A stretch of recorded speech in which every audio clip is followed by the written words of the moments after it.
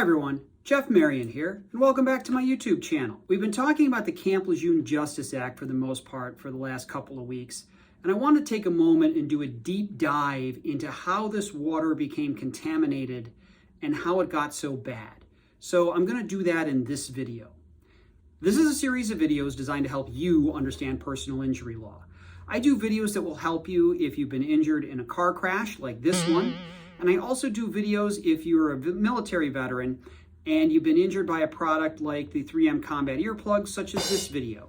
So make sure that you check out my channel, you click on the subscribe button, click on the bell to get notifications when new videos come out. I've been fighting for people who have been injured in crashes, in falls, and by unsafe products, as well as veterans who have been denied disability benefits or other benefits for over 25 years. I created this channel to help keep you informed and help keep you safe. So Camp Lejeune originally opened in the 1940s, and in the mid-1940s is when it became named Camp Lejeune, and it was named after United States Marine Corps Major General John A. Lejeune, a hero of World War I. So starting in 1942, the base had family housing at Hadnot Point and Holcomb Boulevard.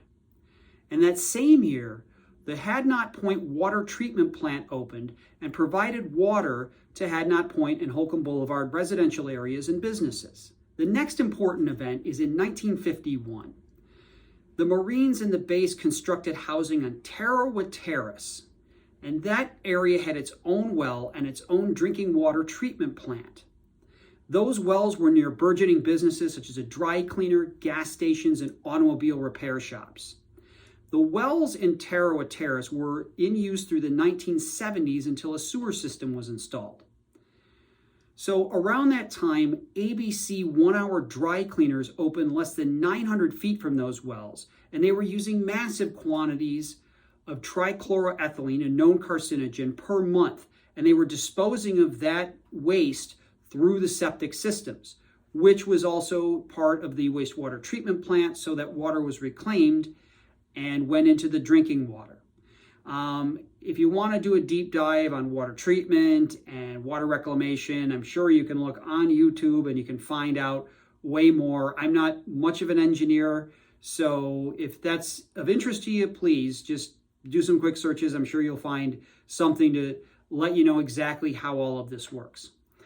Also in 1953, there were over 50 unmarked chemical drums buried 5 feet below the surface of the rifle range. Now, those drums probably contained nerve gas and mustard gas that was left over from World War I, before there was a ban on the use of gas and other chemical weapons in combat. The next date you should be aware of is 1970, and that's in that same rifle range.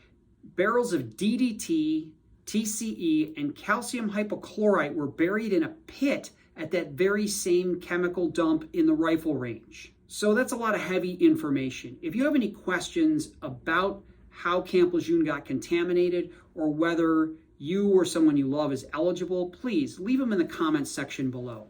I'm always happy to look at the comments, and I'm always happy to answer your questions, and I check all the time. So don't be afraid to ask me a question if you've something on your mind. Well, there's even more contamination, because in 1979, fuel leaked from an underground valve at the Hadnot Point fuel farm.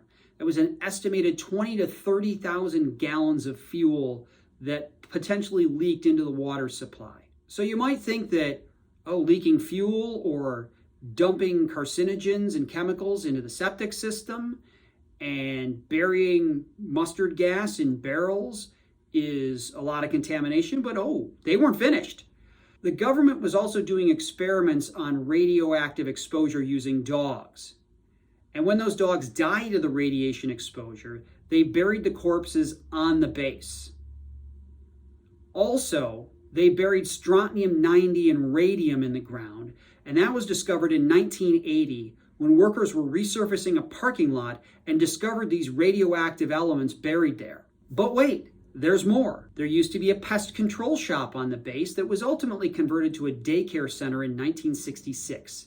In 1982, the government discovered large quantities of pesticide in the soil of that daycare center, including in the fenced-in play area. So all of this leads to the possibility that 1 million people were exposed to this contaminated groundwater between 1953 and 1987. So now that you know the who, the what, the where, the when, and the why, if you or a family member might be eligible for compensation, please contact me at the number that I have on the screen below.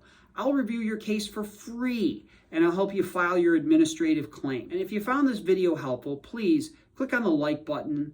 Make sure that you share it in your social media networks or share it with somebody that you think might benefit from it. And also make sure that you subscribe to the channel and click on that bell. Make sure you get notifications when new videos come out. And also check back on the regular to see what I'm up to.